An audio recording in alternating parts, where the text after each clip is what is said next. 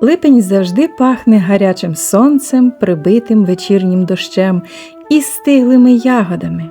Заходиш в садок, а там під розлогим лопатим листям ховаються важкі, майже чорні намистини смородини. Вони набралися літнього тепла так, що аж світяться зсередини. Колись наші бабусі мали отой дивовижний хист збирати прості дари землі і перетворювати їх на справжнє свято для всієї родини. Сьогодні ми дістанемо наші керамічні форми і спечемо пухку сирну бабку, так як готували колись, тихо, без поспіху, з любов'ю до кожного руху, але з маленькими поправками на сьогодення. З вами український кулінарний ютуб-канал «Кухня як релакс». Сьогодні нам буде потрібно трохи домашнього сиру, свіжа смородина, яйця, цукор, манна крупа, вершкове масло і дрібка солі. Сир краще брати жирний, не сухий і трохи зернистий.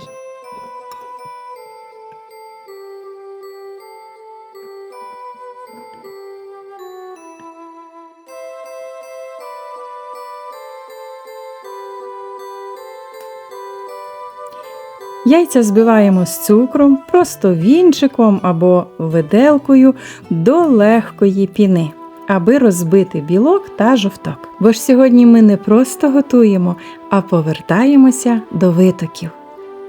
Додаю для смаку дрібку солі.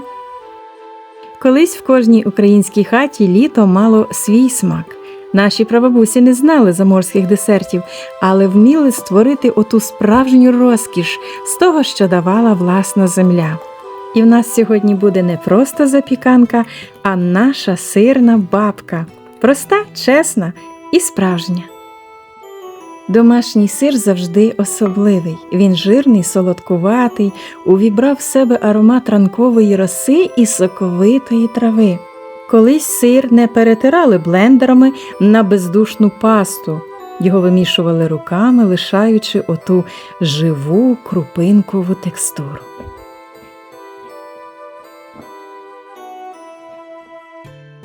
До манки для покращення текстури я дозволила додати пів чайної ложки розпушувача. Ну і, звичайно, трохи ванілі, так як ми сьогодні маємо це в легкому доступі. Ретельно перемішую все з манною крупою. Ягоди чорної смородини перемила і ретельно висушила паперовими рушничками. Вершкове масло розтопила. І тепер будемо з'єднувати всі складові і замішувати легке та просте тісто для смородинової бабки. До сиру додаємо манку з розпушувачем та ваніллю. Виливаємо збиті яйця з цукром.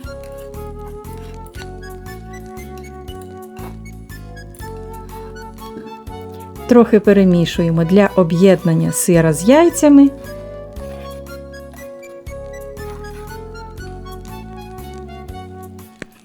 Вливаємо розтоплене масло. Перемішуємо ще раз.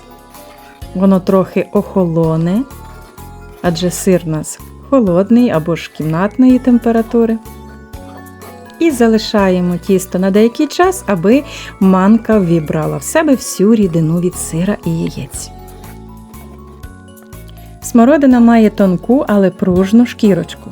Якщо кинути її в сир просто так, вона піддасться вогню, пустить забагато соку і впаде на саме дно. Тому ми вдягнемо кожну ягідку в тоненький білий кожушок із борошна.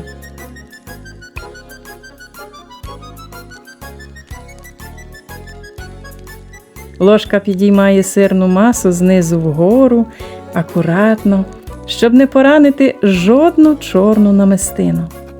Подивіться на це, наче літні сутінки розпливаються по білому снігу зими. Форми змащую маслом і присипаю дно домашніми сухарями.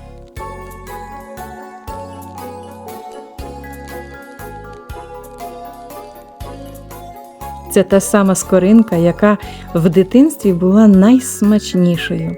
Хрустка, карамельна, яка пахне теплом і затишком. Тісто понад самий верх не викладаю, адже при випіканні маса буде трохи збільшуватися, і зверху для рум'яної скоринки я також посипаю по тісту домашніми сухарями. Випікати будемо 40 хвилин при 180 градусів. Закриваються дверцята і починається таїнство вогню. Тісто повільно підіймається, убираючи в себе аромат ванілі, а ягоди всередині ставатимуть м'якими, як мармелад. Нам залишається тільки чекати, поки весь дім залється цим неповторним духом липневої випічки. Ось вона, моя бабка, яку щойно вийняла з вогню. Золотиста скоринка, білосніжний сир і яскраві фіолетово-чорні вкраплення ягід, пружна текстура і сік, який стікає при розрізанні кожного шматочка. Це неймовірна райська насолода. Розрізала вже тоді, коли запіканка трохи опустилася, заспокоїлася після жару.